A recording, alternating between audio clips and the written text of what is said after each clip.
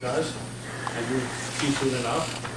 But basically, when, he did his bachelor's in computer science and philosophy in Berkeley, and after that he was at Sun Microsystems when he started thinking deeply about life, and he thought so deeply about it he decided to become a volunteer for life. Would that be accurate? And so he does a lot of small things. And if you ask him, the hardest question for him to answer is, what do you do? He does lots of small things, random acts of kindness. And every time I listen to Nipun speak, all my views of life turn upside down. I feel like I'm looking at life upside down, and I should be looking at it the way he's looking at it. So it sort of shifts our frame, as we would say in decision analysis, for those of you who've taken it. That's good, that's good. Yeah. So have you got your breath? Yeah, I'm good. So now stop talking and pass it to Nipun. And let this be very interactive, so please feel free to stop him anytime asking questions. Just so you know, although he does a lot of interesting intrinsic stuff, he also is very up to date with all the analytic stuff that we talk about. So if you want to ask him, he's read The Black Swan, and he knows about all the theories, most of the theories we talk about. So feel free to ask him lots of questions, and any questions you have. All right.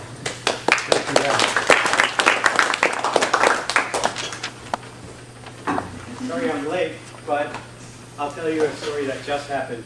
So I was driving up here, and I'm like barely gonna make it, and the woman in front of me at the red light, she's a Chinese woman, her trunk pops open, and she's totally confused by the whole scene. So she puts the hazards on. It was raining really hard down there. So she's not sure how to get out and all this, and the traffic is stopped. And I'm right behind her. I was like, should I go? It's intruding in her private space, but maybe I should just go. So I stop my car, put my hazards on, I go slam the trunk, and I get in the car, and I come over here. But the coolest thing about it was that as I turned around, she looked at me because she was perplexed by the whole scene. So if you're not sort of extrovert, it's intimidating. It's like, what am I going to do? How am I going to do it? What are people going to think of me? What if I try to stop the traffic? But she looked at me and she just smiled big. And that to me is the return on investment for everything I do. Like, that's what makes everything worth it for me. So that's how much of the intro, but there it is. My name is Nipun. Today I was thinking that I've lately been thinking about talent. I just came back from 6 weeks in India, and India is a pretty amazing place. And there's lots of amazing stories when you go to a place like India, particularly the way I travel. So I was in Pune, your city. One of the, after Bombay, probably the biggest city in Maharashtra. And I'm in Pune, and we just had dinner. And after dinner, one of our friends, we were 5 of us, and one of our friends says, you have to go eat pani puri. It's like this appetizer-like place. And so we thought, okay, all right, we'll eat pani puri. In India, there's these stalls on the streets, and you go and have food from the stalls. And pani puri is one of these like small things that you have at the stalls. So we're like, okay, well, we're kind of full, I don't know. It's like, oh no, you have to. I said, okay, fine. We walk into this pani puri place. And it's like not a stall out on the side. It's like a fancy 5-star looking place, And we're all like caught off guard. We're like, this is not a pani puri place.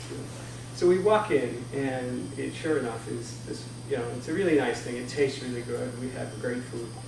As we're walking out, the owner comes up, and so we're saying, okay, this is really nice, and we're telling him all this stuff, And he's just like looking and smiling because he doesn't understand a word of what we're saying. He only speaks Marathi. And one of us knew Marathi, but the rest of us didn't. So he's just smiling. But he knew that we were appreciating him, and we knew that he knew. And so he's like smiling, and we understand that he doesn't know. So one of us decides to do like the universal language of gratitude. Right? He goes down, he knows he can't understand. He goes down and he touches his feet. In India, that's a sacred thing you do with elders. And this guy, he was smiling, and now he's just elated, He comes and gives us a hug, It's the owner of this big place. Have you heard of Kalyan Bale? No. Okay, well, it's a nice place. When you go back, you should go.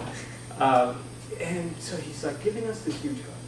And then he talks to us, and he signals to, there's some... That's the website. They have a website. They have a website. So one, they have a website, and two, it looks like this. This is it. And the story gets even fancier because you realize that this guy comes, first he tells us, it signals to the guys. He does something like this. Okay, what's this? I have no idea. Out come 4 dosas. We just had food. We were going to top it off at Pani Puri. We just had that.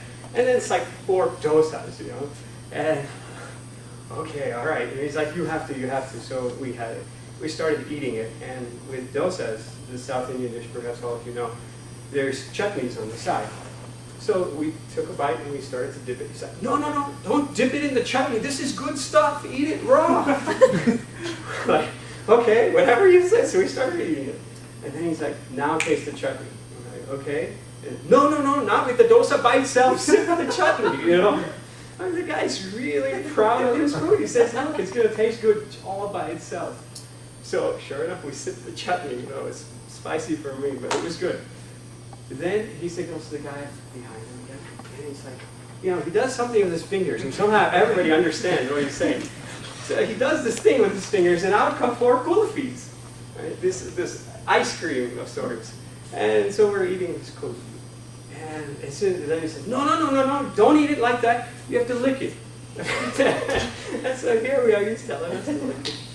So then we realized that he speaks a little bit of Marathi, a little bit of Hindi, and so we started to communicate with this guy who just showered us with incredible love. He had no idea who we were, why we were there. He just was in this space of love.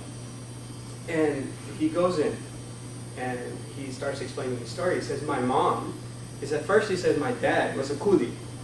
He used to go to train stations, and he would, for a few rupees, he would lift people's weights. And that's how he made his ends meet.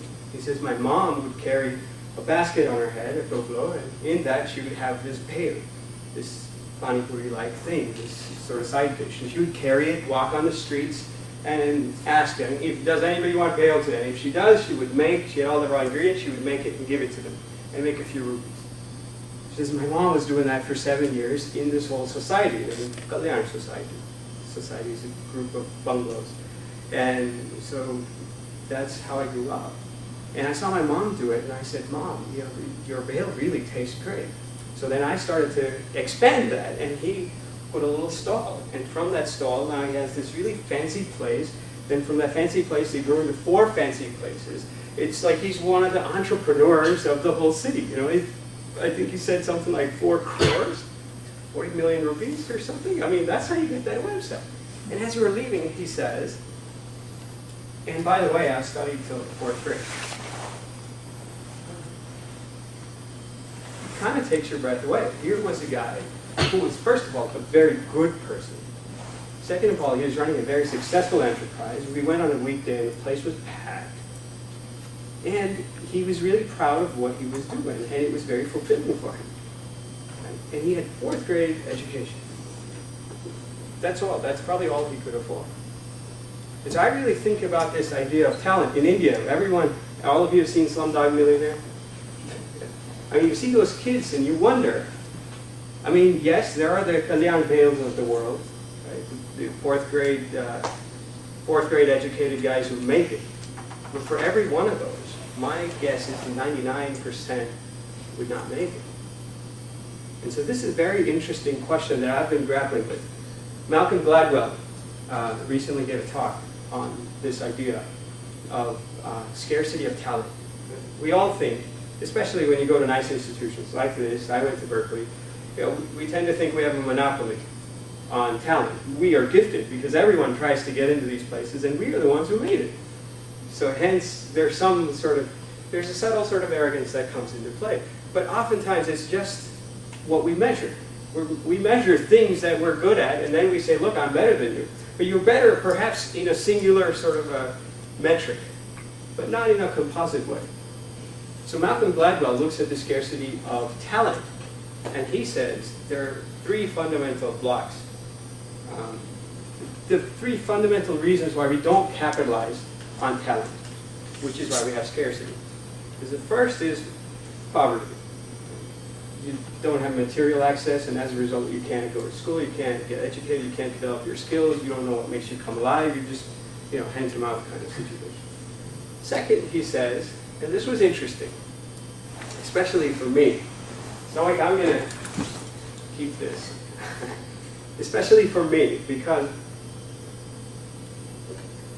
he says second issue was organizational ineptness, if you want to call it that. He gives a fascinating example, which I didn't know at the time, but now when I go and tell, oh, did you know? They're like, yeah, we knew this. So apparently it's not anything new. But so I used to want to be a tennis pro when I was a young kid. And I worked really hard, and I went to, I was on a Division I team and all that kind of jazz. At one point I was even top 50 in the country, and so I really wanted to do it, and I didn't have much, I was sort of low on talent, but I made up for that talent with effort. And so this was like a big thing, but I always felt gypped because my birthday wasn't on December 31st, is on December 31st. And the cutoff when you play these sports, you go in like 14s and 16s and 18s, and like the best of the 18s get like all these sponsorships, and then you get in some of these tournaments, and you get more chances. Right? And I was cut off on, it was January 1st was the cutoff date. I was December 31st. So I got 17 years, and that's who I started late. I started at 13. I wasn't like one of these kids that started playing when they're 2 years old, or a la Tiger Woods. So I was like, darn, if I just had that one more year, I'm still, I deserve that. I'm just like one day younger, but I just fell on that side. And so, okay, so it is. And it was a good thing, because I don't really know if I would have been happy as a tennis player. But then this research, Malcolm Gladwell talks about a second point, which is organizational sort of lack. And he says, he does research on all kinds of hockey teams and soccer teams. In Canada, ice hockey is a huge thing. And so he goes and looks at the birthdays of people, of the hockey players that have made it in Canada. And guess what? All but 2 of them were born in the first 6 months of the year. How amazing is that? Right? It's because they always were the bigger guys. In hockey, you got to be big. So you got a 6-month advantage. You're always going to be bigger. It doesn't mean you're necessarily better, but you're just bigger and bigger. You get more chances, and by the time you make it, it's like overwhelming percentage of them are born in the first 6 months of the year. And so he says that, of course, it's a very simple solution. Stagger it. Start another league in parallel that has a cutoff on June 1st. So he says the capitalization rate of talent, of people, if there was 1 scholarship in the room and there were 6 applicants, we're really wasting 5 if there were 6 eligible candidates. So he says that the capitalization rate of this talent was 50%. He says you could really do a whole lot of things to increase that. And a lot of it is just how we organize. And the internet, in some sense, allows us new capacities to do that. So that's a whole different topic. A third thing, he says, is cultural lack. Cultural lack in the sense of, he says the Chinese Americans outperform Americans by, what was the exact rate? I think he said an IQ of, a Chinese person with an IQ of 100 outperforms an American with an IQ of 120. Why is that? And he looks at that and he says it's because, and he has all kinds of research to back it up. He says that it's in their culture to try harder. You put a bunch of Chinese kids, and they've done this. You put a bunch of Chinese kids and say, here's a problem, go solve it. And you put a bunch of people that have been brought up in the American culture and say, here's a problem, go solve it. And it's something they can't solve, either of them. These guys, after 2 minutes, they said, oh, this is not something we can solve. These guys, after 10 minutes, their time is up, it doesn't count. They're still like, well, how do we do it? How do we do it? They're persistent. And he says that this is sort of a cultural challenge. So these are all the sort of, from a Gladwellian perspective, those were some of the things we just found to be interesting. But there is one thing that's sort of missing also in this, I find. That is, I'll tell you another story. You guys want to hear stories from India or from like the world? Because these are all universal things. But I think we have a whole bunch of Indians here. I'll share another Indian story.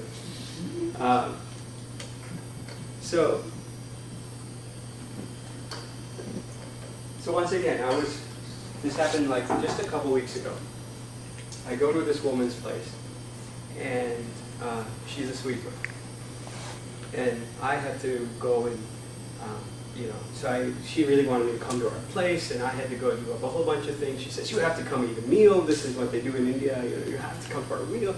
I said, I can't come for a meal. And she says, no, you have to come for a meal. I said, okay, I'll come for breakfast at 7:30. I somehow managed it in. And so I go to her house, and because she is just a very glowing person. For 20 years, she's been a sweeper. And she had 2 kids. Her husband died when the kids were young, so she's brought these kids up. I go in, and she's got this really nice meal.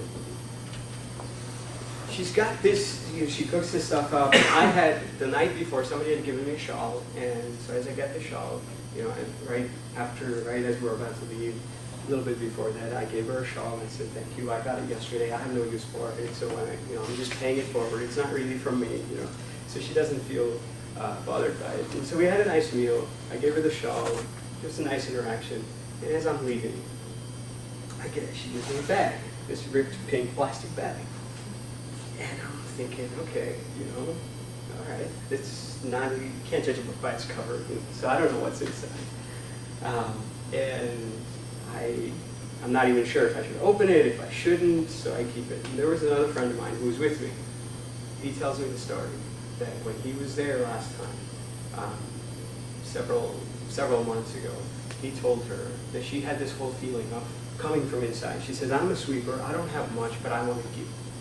What can I do? And so he had told her that when you go to school, you sweep school, that people throw away their small pencils and erasers and sharpeners that they no longer need, you collect them. And I will take them and offer it to kids who don't have them. So this will be your act of service.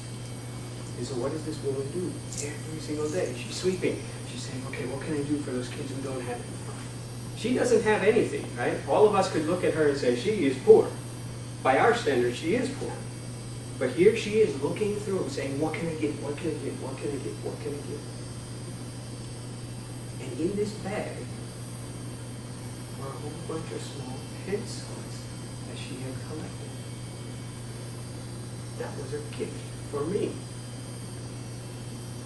Now, if you have received something like that, see, it may touch you in some capacity right now. I had to give a talk right after this. I was headed to give a talk at a factory of Have More Ice Cream, which is like Baskin Robbins of India. There's 7,000 stores, and they said, you have to come speak at our factory. So I said, fine. I didn't know what I was getting myself into. But I go, and I'm like bright with this inspiration. I didn't even have the guts to sort of hold this in my hand, the pencils. I never even really opened it. I had it in my bag. I go to these people, and I say, look, it's not what you give. It's the love that you put into people. Let me tell you what I got this morning. And I opened this bag, and I lifted these pencils. First time, I took a pocket full of these pencils out. And I can tell you, man, even the people who were introducing me on the panel, on the stage, even they were crying. There's a magnetic sort of power to that. And yet, here's this woman with an incredible heart. I'm not sure how many people have that kind of heart. You could have all the things in the world, but there are very few people that have such magnanimous spirits. And yet, this woman, still today, is a sweeper. Still today, probably makes less than a couple dollars a day to feed her family. We don't have any systems that encourage this pattern of positive deviance. This is a woman who has love. That's a pattern of positive deviance. Where is that captured? You think you can write an application at Stanford and say, look, I helped the woman in front of me shut her trunk down because she looked confused in all this traffic? Who cares? What is that worth? Of course, we all know it's worth something because we all care for that. But we don't have, it can't be commoditized, right? Care can't be commoditized. And if it can't be commoditized, we don't have a way to appreciate it. And this is the fundamental problem. So, in '99, right, some of you know that I helped start an organization called Charity Focus. And our fundamental purpose was to give birth to these labor of love projects. How can you give birth to these things that really matter to all of us? I don't know anyone who would say that this doesn't matter. But yet, I don't know of anyone who says, here's a system that encourages such behavior. Here's that sweeper woman. She just gave and gave and gave. She just became a magnanimous spirit. Everyone loved her, and look at where she is in the world. That just doesn't happen. Never. I mean, I have stayed with, the poorest of the poor in the world, I would say. And they end up just staying there. It's not necessary that they need to grow materially, but they end up feeling like they're failures themselves, although they're not. Right? You look at the people who've succeeded a whole life, and I want them to go over there and tell them that you've actually succeeded, because guess what? I've achieved what you think, what the commercial world has told you you need to achieve. I've achieved that, and guess what? It's empty. It's hollow. So this kind of a thing. So we said that let's create a platform where, in some sense, this is a good title for this talk, Long Tail of Love. That's what it is. If you have a long tail, everyone's familiar with this idea of a long tail, right?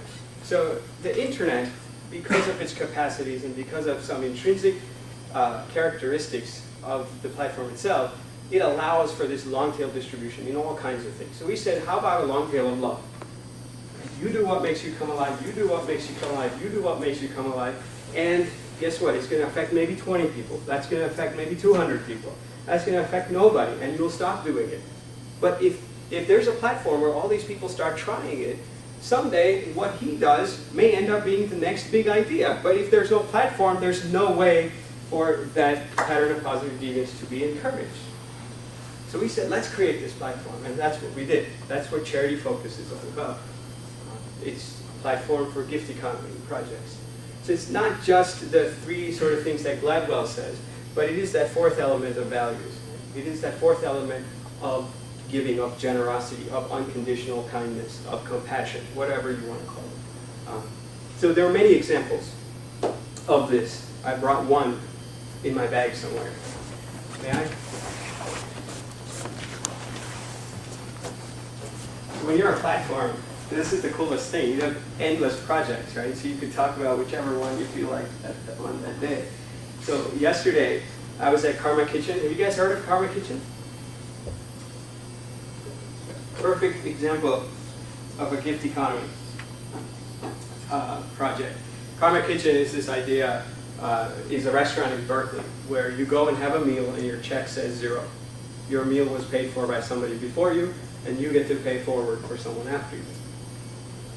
It's a simple idea. Your first initial reaction, if you've never heard of something like this, is like, oh my God, won't people just come and take? Right? Won't they just grab the food and walk away? But guess what? That does not happen. People, of course, some people give in different capacities based on some people. Last Sunday, somebody left a BART pass, somebody left a poem, somebody left a Starbucks card. All kinds of things come.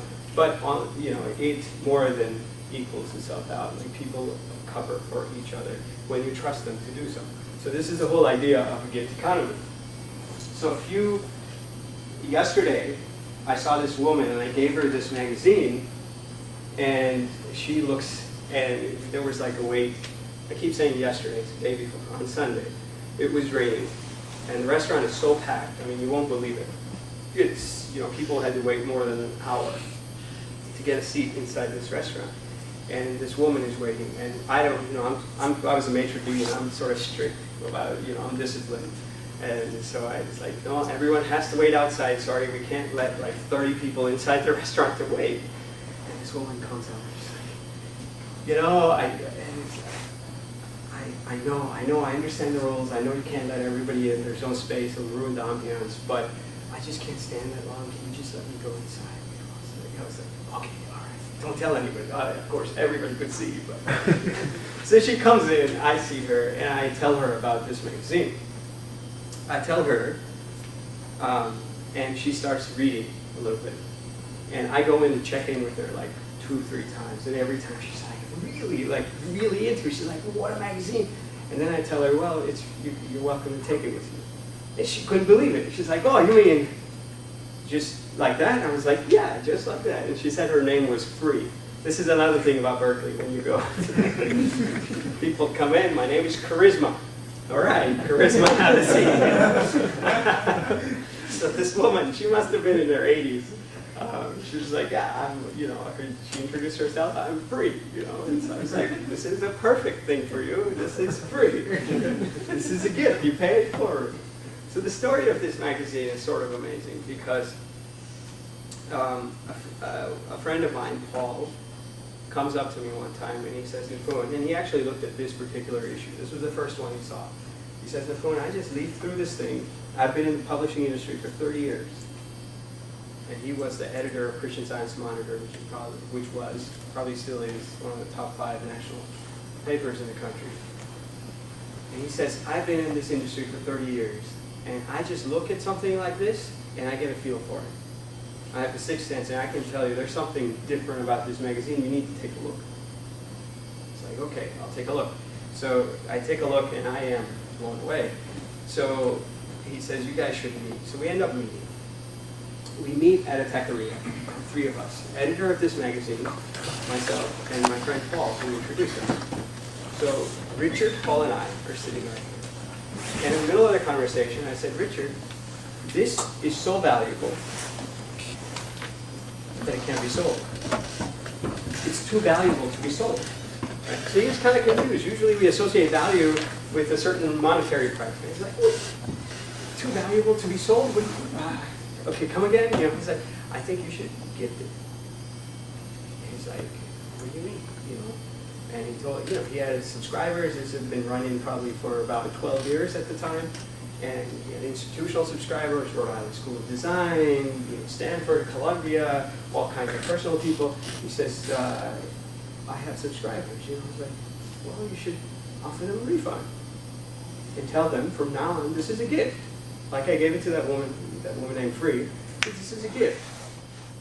Now, you understand that it takes $6 to print one of these, right? Or you put whatever number comes to your head. When you receive something that's worth $6, what are you going to do? $6 is just to print it. Inside, you take a look and you say, oh, these are conversations with social artists. There's a guy in here who's a street musician in Berkeley. He says, there's a potter. Where is this guy? I'll show you a photo. Marvin Sanders. He plays on the streets. How much of our curriculum talks about what goes on in the head of a musician on the streets of Berkeley?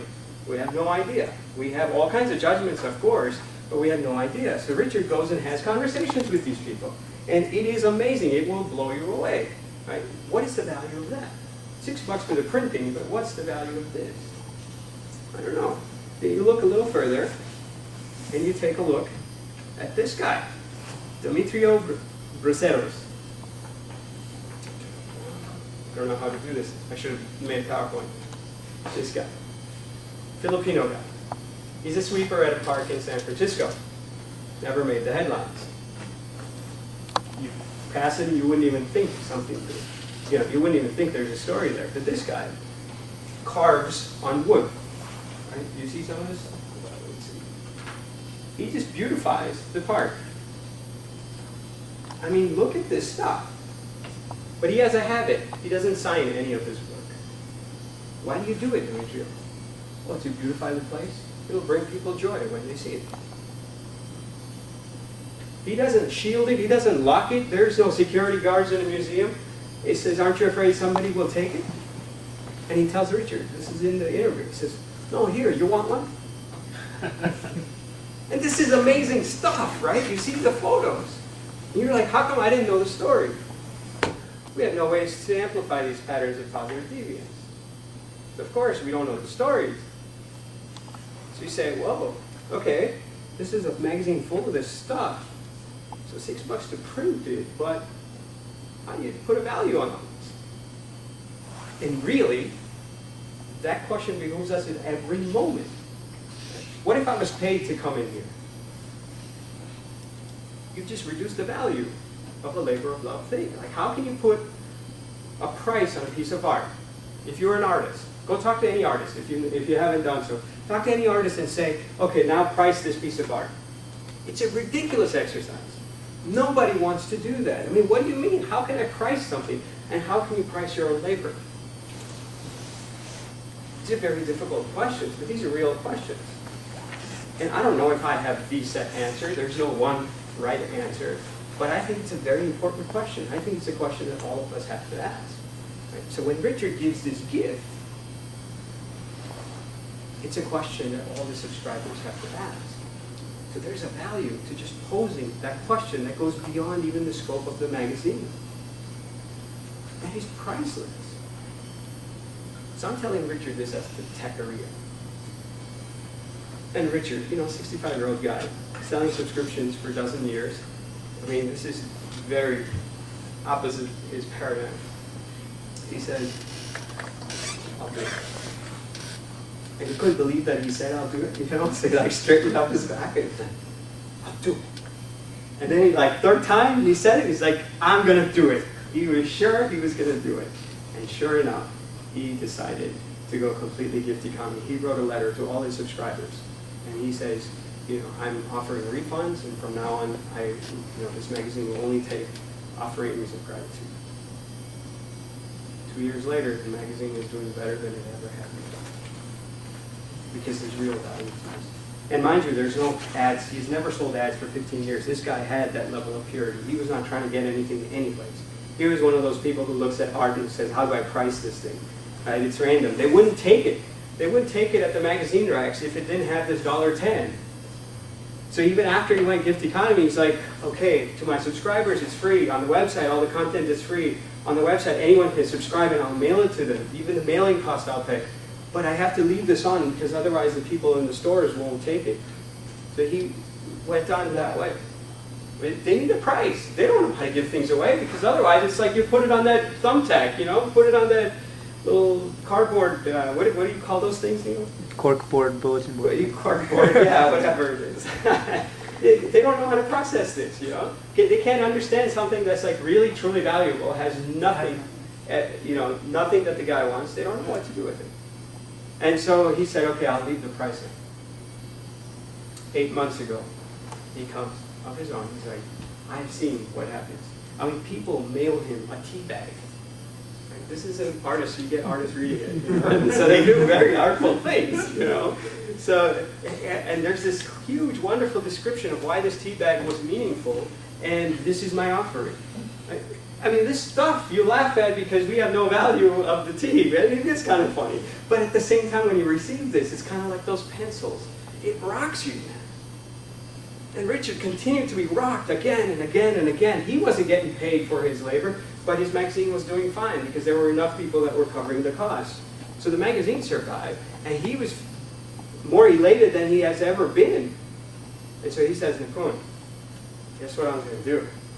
I'm going to take that $1.10 off too. No price. So since the last 8 months, no mention of a $1. And on the back, he writes, he's got 2 things, and he describes why this is gift economy. Not of this issue. So you see, this is the first issue I saw. On this, he said, these are the archived issues, and this is how much for 6 issues. And now it has a description of the gift economy. So anyone who's tasted it understands the power of this. So this is what I'm committed to. This is sort of my journey in all this. And there are deep questions that you ask. I run an organization like this, but I also live like this. So, well, what's that mean?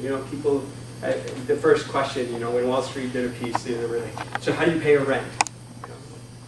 I'm not going to answer that, because I know you're curious about that. Or everyone is, I mean, that's, of course, the question. It's like, I would love to do what I like to do also.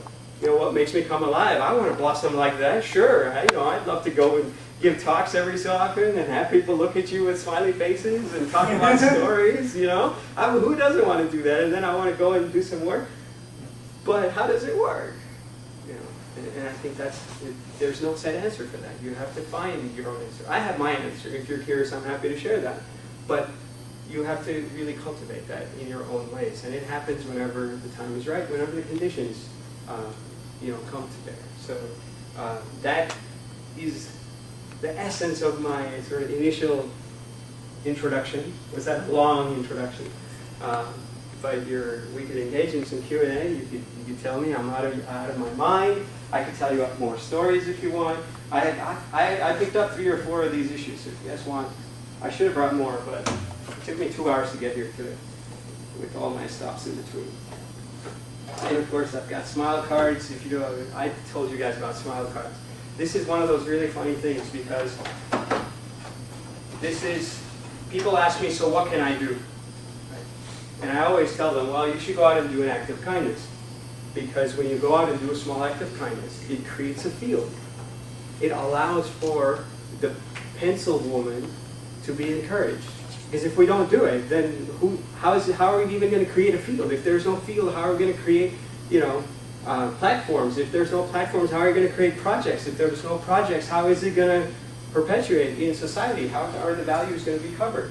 So I said, you have to go out and do it. And people say, look, yeah, I'm too smart for doing one act of kindness. I don't do that kind of stuff, I understand you like it, but this is not what I do. And so we created a little game. It's called the Smile Card Game, where you do a small act of kindness for somebody. And it says, you've just been tagged, Experiments in Anonymous Kindness is the name of the game. Now you're it. Right? Kind of like Richard giving you a magazine. What are you going to do? You can't pay back because you don't know, because it's anonymous. You have to pay forward. What are you going to do? How are you going to pay forward? What does that mean to you? These are small things. You'll never get credit for it. You'll never win the Nobel Prize for it. But perhaps something in you will shift, and perhaps something in society will shift because of that small act. So this is a way to encourage that. There are all kinds of, there was a researcher at Berkeley, Divya, and Divya says, and you might know her as well. Divya says, initially she didn't understand this idea of a smile card. And one day she goes to IKEA to pick up something. And she's in a rush. So runs in, parks her car, goes into the store, picks up her stuff. She's a PhD student at Cal, and she's got a lot of stuff to do. She's about to come out and get in her car, and she sees a little note. It is some guy, and he's literally cussing her out, saying, you don't know how to park. People like you should not be allowed on the streets. Who the heck, bleep, bleep, bleep, bleep, bleep, And she read this note, and I was like, this guy, anonymous person, went out of the way to write a note to just insult me. And I don't even know who it is, but it makes me feel terrible. And she went home, and she's like, I feel terrible. It's like her whole day was bad. Like when somebody violates your mental space like that, it really does that to you. She's like, this is terrible. And then she's like, oh, I remember those smile cards. That's just the opposite of it. It's just somebody's done something nice and left a little smile card as a note. She's like, I know the power of it because I know what happens on the flip side. And so people understand it in all kinds of ways. So I would encourage everyone to do a small act of kindness. With or without a smile card is like a fun thing, that way people receive it, end up paying it forward, and it goes. But it's not about the smile card. It's about the kindness. It's not even about the thing that you're giving. Right? It could be that little pencil that you found in the trash, but it is the transformation that you add into that thing. That's what makes it powerful. That's what makes it powerful for you and ripples out into the world. So thank you. You can clap now.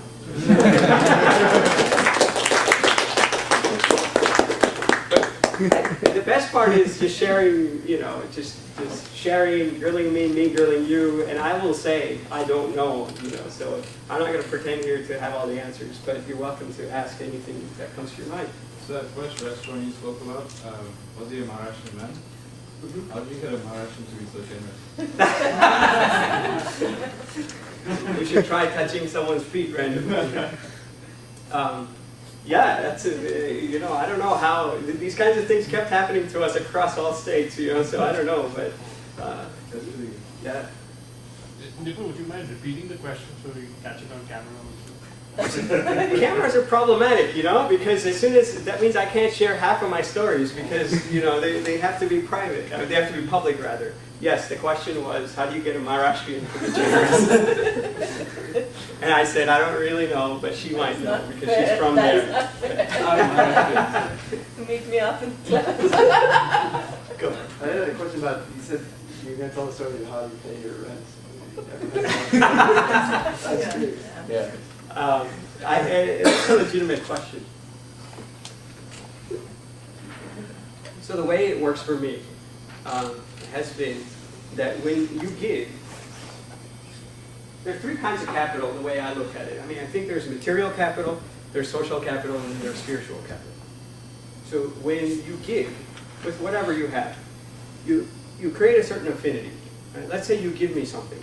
In fact, speaking of water, I was at this talk, and probably a room about maybe twice this size, but more than like 100. I mean, there were people everywhere, like in the hallways here, everywhere.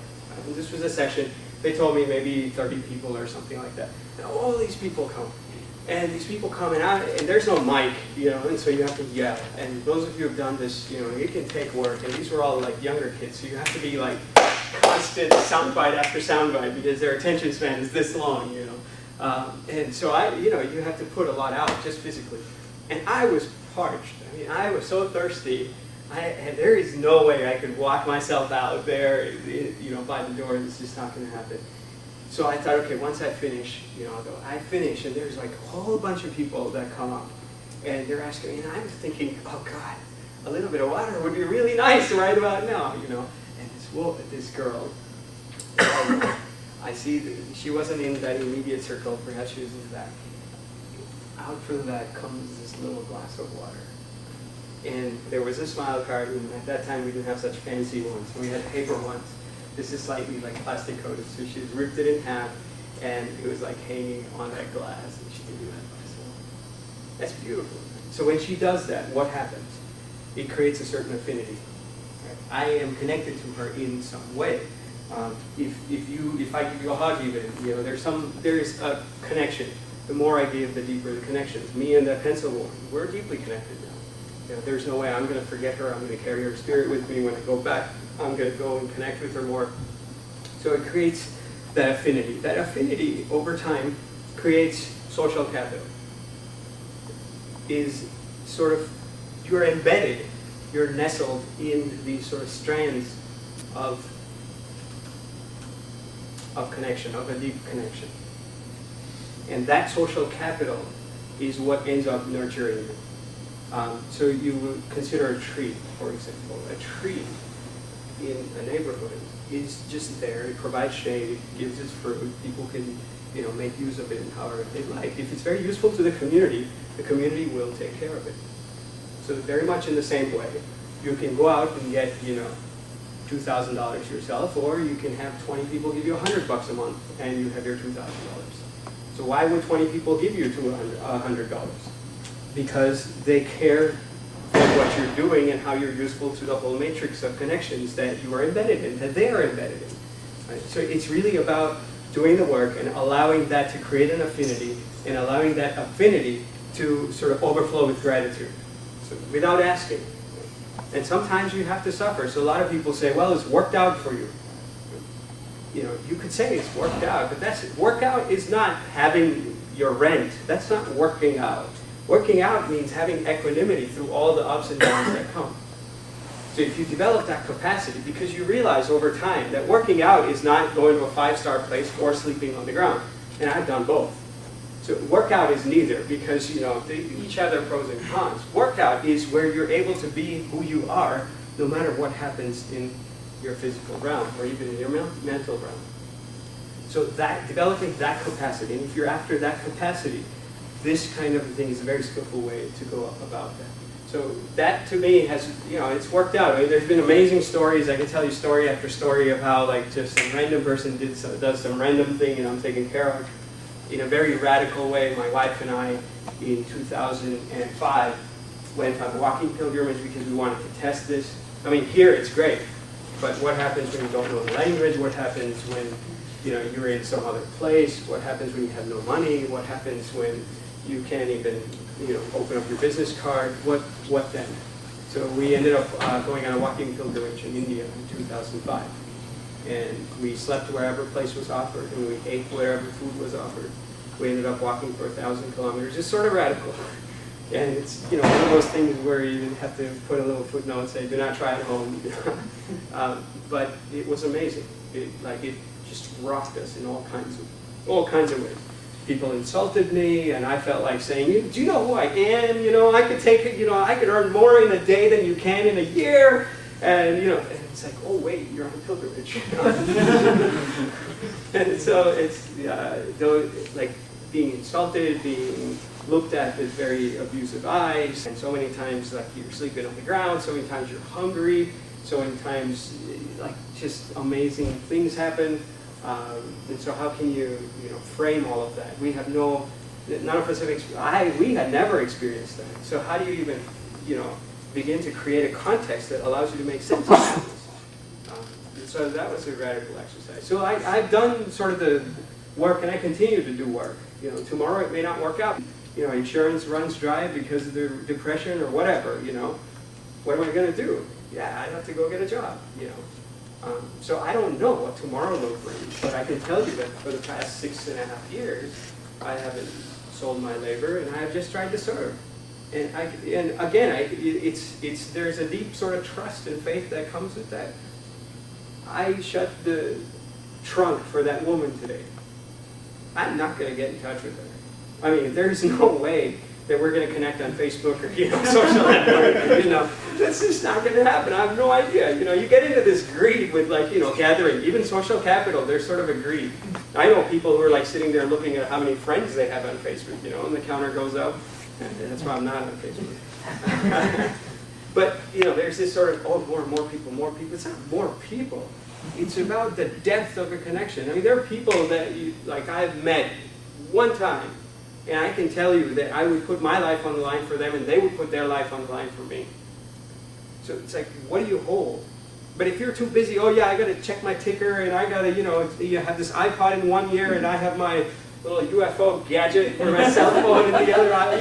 If you're constantly doing all of this, you're not fully there. If you're not there, you're not going to have a deep connection. No matter how many friends you have on Facebook. So that kind of a depth is what you have to cultivate, is what this forces you to cultivate. And I can't say I have that, but I try.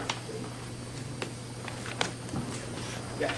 So, a lot of what you say and do is based on this trust, right?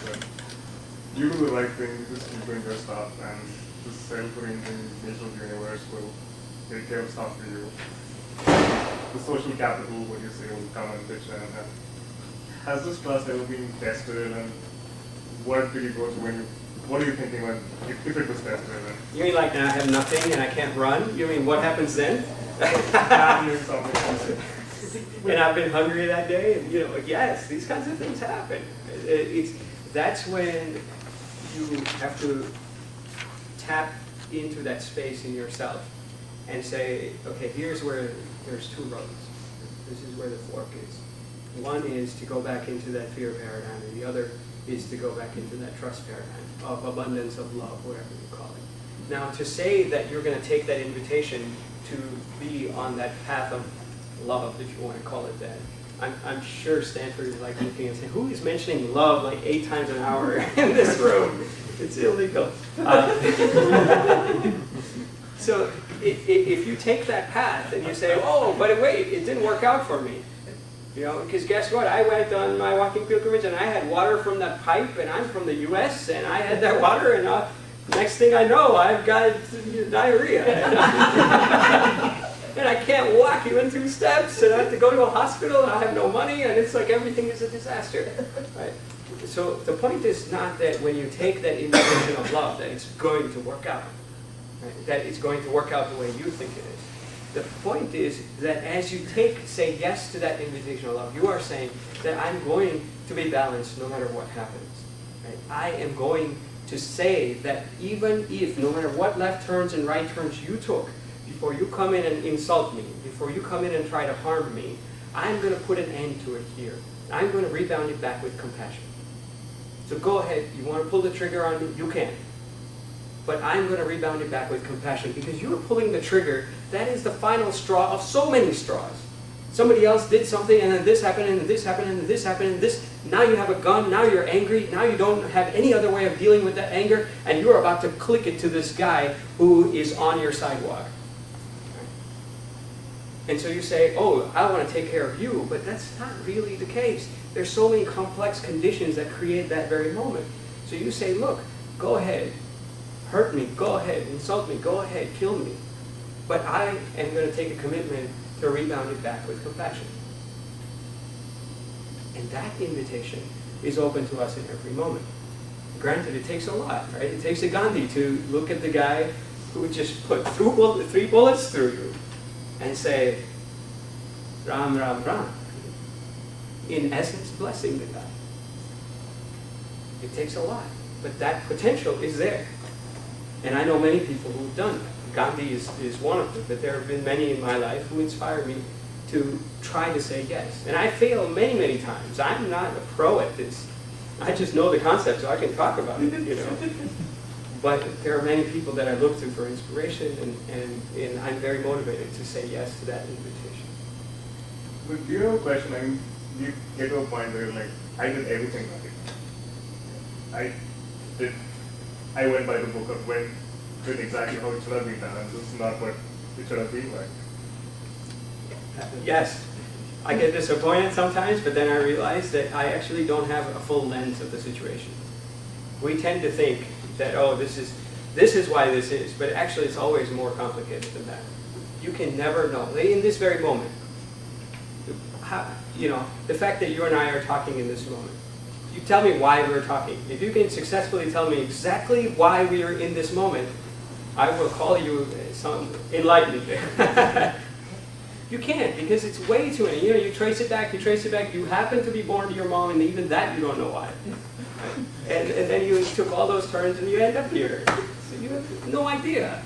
So, you know, to think that, oh, I did all the right things is reductionist. Yeah. So going back to I should be repeating questions. I only remember one. So. That's okay. Going back to the organization that you started, what were some of the challenges that you faced in like creating this platform for the DBs? Like, Well, I can tell you that, you know, now I get invited to like speak at all kinds of big places, right? But that's 10 years later. I can tell you that the first like 7 years, people are like, we got this guy, please, you know, sweep the floor or something, you know, go out and do that, you know. People didn't take it seriously. That's the first challenge. Because you're doing small things, and people say, well, what's the big deal about small things? And to be honest, if I was born in the 1800s, it wouldn't have been a big deal. It just so happens that we're born in a time of the internet where small things actually add up. Internet allows you in a transaction, with a very low price of transaction, to aggregate small pieces. And that's how all kinds of movements are being born. So internet happened to be a very serendipitous time for me to be doing these small things. And so it happened. Initially, even before that, you know, there were people in my family who were like, what do you mean you're not earning money? Some even in my immediate family, like my mom. Because they just care for you to, you know, be happy. And they think that this is how you're going to be happy. And so they said, you're 23, just graduated from Berkeley, and you're saying you're not going to earn any money? It's a radical thing.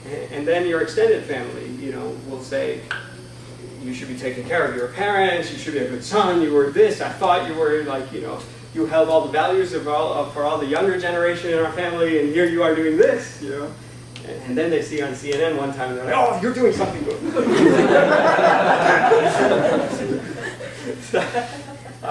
So those things, you know, you have to take it with a grain of salt. You have to be balanced, and you have to rebound it back with compassion. You have to understand that people's views are often incomplete because they have limited set of data. You know, you can't, even the person that's been right next to you can't understand exactly what's going on to you. So you have to deal with it with patience, and then you just have to sort of trust that if you are doing the right thing, that there is a larger, sort of the winds of nature will be behind that. And that if it feels like you're banging your head against the wall after 10 years, you know, you're probably doing the wrong thing, and so you should stop. So you have to have that humility to stop also. And so I have a deep conviction that giving is the right thing, But if at some point I realize that actually, man, I've been a sucker my whole life, I need to take, I'm open to that. It'd be very hard, you'd have to give me a very strong argument. But you always have to have that sort of Zen mind, beginner's mind kind of an approach. And because sometimes you get, giving of course is a very silly example, but in so many things it's not quite so simple if you're doing the right thing or not. So you have to be humble. And Nipun, personally speaking, what was the tipping point between the fear paradigm and the trust paradigm? What happened personally, spiritually? I could cite many sort of stories, and it would be like a wow sort of experience, but I've come to realize that those don't serve everyone so well, because then you start saying, oh, that's an exceptional case. For me, what really happened was that I experimented. I tried. Like I put 6 months into my marriage, I went on this walking pilgrimage, right? Because my wife and I are both committed to finding out. And how do you find out? By trying, by having the courage to step out of your paradigm. So I think experimenting was a very big part of my context that allowed me to have insights. And I've had many insights that propelled me. So I wouldn't say, kind of like my brother became 6 feet tall is how I think of it. I don't know the exact moment when he became 6 feet. And there was an exact moment. But it's sort of a gradual process. But that gradual process is fueled by a context of values. And among those is the courage to experiment. So I was very greedy.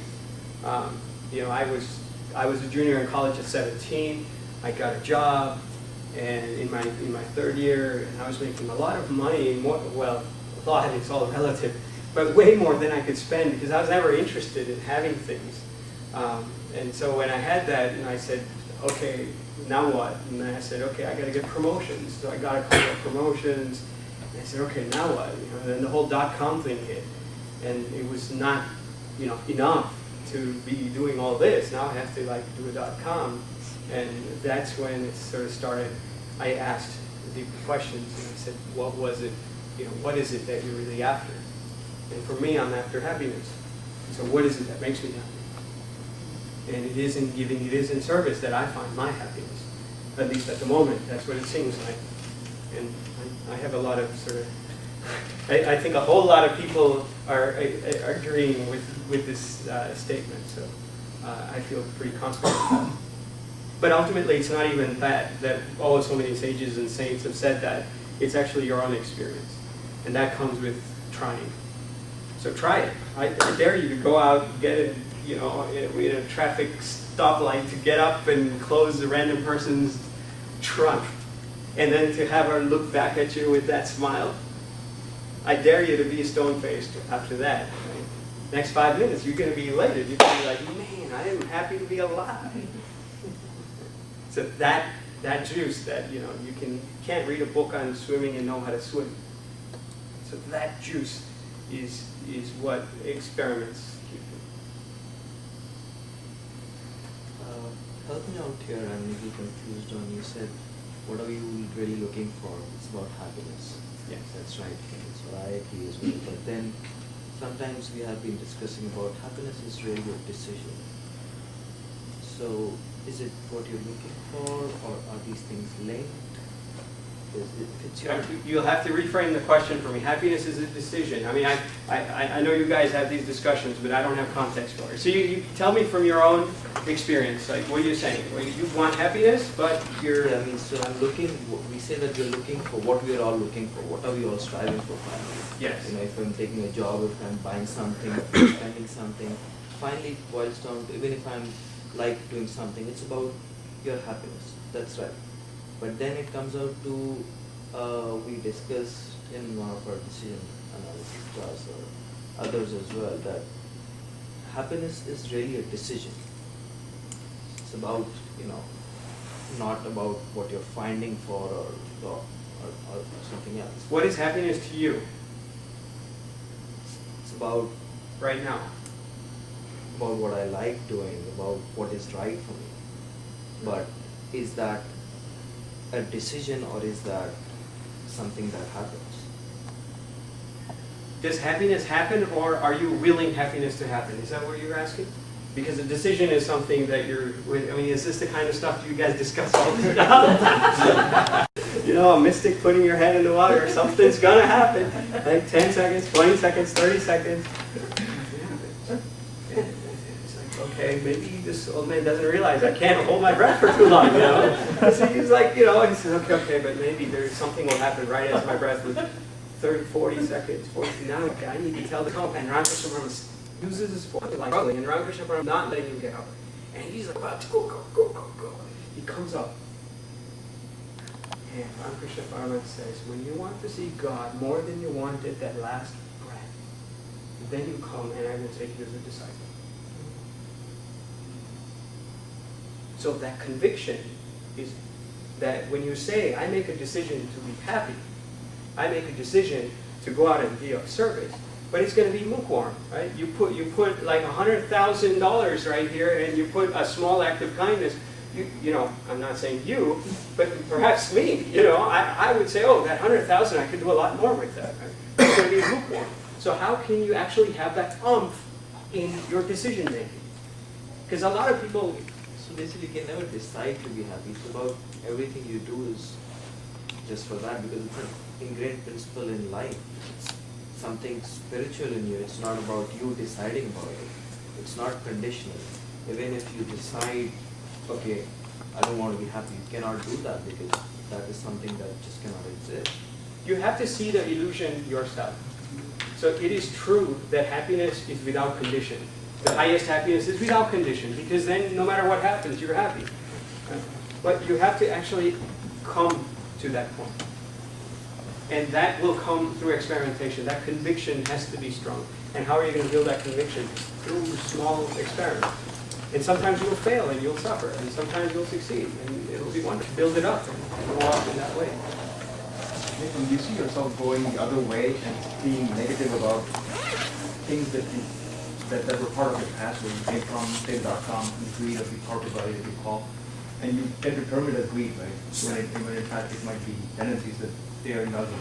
And so we tend to develop this negativity which we didn't start off wanting. And you risk that when you tread that path. Yeah. And you have to constantly maybe wind up. And to be honest, I've been guilty of that, because I don't have that negativity now. But I would go to a group of very affluent people, and I would just like shred them apart, you know? And it's like, that's not the thing to do. Nobody would generally do that. And that's not wholesome, you know? That's where it's sort of like this rubber band effect. You go from one to the other. And so that, I don't think that's good. I think it's in line with what he was saying, is that to develop that conviction, you actually have to go through a whole bunch of failed experiments before you get the right experiment. And so you have to honor that process of experimentation. That doesn't mean you lay low. If somebody's about to harm somebody and you're just like watching it, because, oh, this is their experiment, it doesn't quite work, you know. So you have to manifest your deepest calling, and you have to honor the space for other people to manifest their deepest calling. So I was thinking about everything you said, and I just had a question. Like, you gave us a perspective, but isn't it also possible to make every act that you do an act of service? Like you want it, like everything that I shall do will be a way of serving others or whoever you want to serve. For example, that sweeper lady that you mentioned. For her, sweeping is what she has to do, because she has to do that to feed her family, clearly. But at the same time, during that, all those small pencils or any form of stationery, and that's her form of giving. Someone might be working in anything whatsoever, it can be any career, any profession. But if they have that intention to serve, they will, I'm assuming, you can, as you said, experiment and find ways to give. Is that possible as well? I couldn't agree more. I mean, I think service is an attitude. It is not it's not a destination that you get at. I mean, perhaps it's a destination in your mind, but you can bring that to anything. I mean, literally anything that you're doing. It may know. And that's really the essence. I mean, if you've got that, it's a lens. It's a lens through which you look at the world. You've got, you know, green goggles, everything looks green. And if you take those goggles off and see things as they are, then you know, your perspective is very different. And perhaps you'll be in that mode of service all the time. No. So definitely you mentioned regarding the expectations of your family and society as well, right, in all these things. You touched on that sort of immediate family expectations and sort of like the other family expectations. So from your personal standpoint, I mean, what were some of the perspectives that you gave to them or to convince during the first 7 or 8 years of your struggle before, or like however they were? Yeah. You know, it's a very important question. And I'll answer it in this way. I was also in India. In this last trip, there were a bunch of really well-meaning people who've been doing a lot of good service work in the world, people we would call leaders.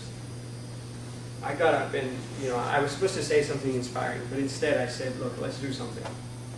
I said, I know this monk, he does a lot of bowing, so let's bow. So every 3 steps, he did this pilgrimage for, 2 years and 9 months. Every 3 steps he bowed to the ground, along Highway Coast 1. This is an American guy, Buddhist monk, amazing guy. And I told him that story, and I said, let's just bow. So we all got up, single file line. It was amazing to see, actually, just the whole, you can imagine the cinematography aspect of it. It's like in silence, hold your hand, 1, 2, 3, and full bow to the ground. You get up, do that again. It's around the whole periphery of the campus where you're at. It's very powerful. One of the guys, he had no legs. And he said we weren't sure what he was going to do. He's like, well, how am I going to do it? He has his shoes, his chappals, he wears on his hands. And he moves with his hands. And he did this, bow to the ground. So we come back into the space of silence. And everyone starts sharing stories. The first guy, he says, so with these things, it's very experiential. You don't have to like intellectualize all this. He said, the thing that came to me as I was bowing were my parents. Because bowing is a very humble thing. If you've ever tried it, I mean, it's it may go in, out, in one ear and out the other. But bowing is actually just a process of bowing. There's something very deep about that. And he says, as I was doing that, I was thinking about my family. I was thinking about my parents first and then my family. And he said, I realized that they have always been making fun of me. Because he does work for sanitation. In India, sanitation is a big problem. And this guy does sanitation work. And so he decides that he's going to be the change and he's going to, clean his toilet instead of having the maid do. And so they laugh at him. And they say, oh, look at this guy, our toilet cleaner is here, and he's trying to be the change. He sees plastic on the streets, he sees trash, and he'll pick it up. He's trying to be the change. He comes home, takes out his keys, and sometimes he has trash in his pocket. Takes that out, and they're like, oh, this guy's brought the whole city's trash to our house. And then one thing after another after another. So he's sharing all this after this bowing circle. He says, but today, as I was bowing, I realized that how could my family, how could my parents know what I'm going through? How could they know what it is like to serve? Because I have never served them and they have never received that service. They don't know the transformation that's going on in me. And so if I have never served them, how is it going to hit them about who I am and who I'm becoming? And where I want to go. They will have no context. I need to serve them. And he started saying this and cried. As soon as he cried, there was a big entrepreneur there. He started tearing. He's like, I'm going through the same thing. My parents don't understand. My family doesn't understand.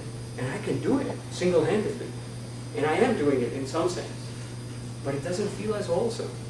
And I feel fragmented behind me. It's like, yeah, people see a joint person, but behind it, it's like all fragmented. So that capacity will come when you serve them.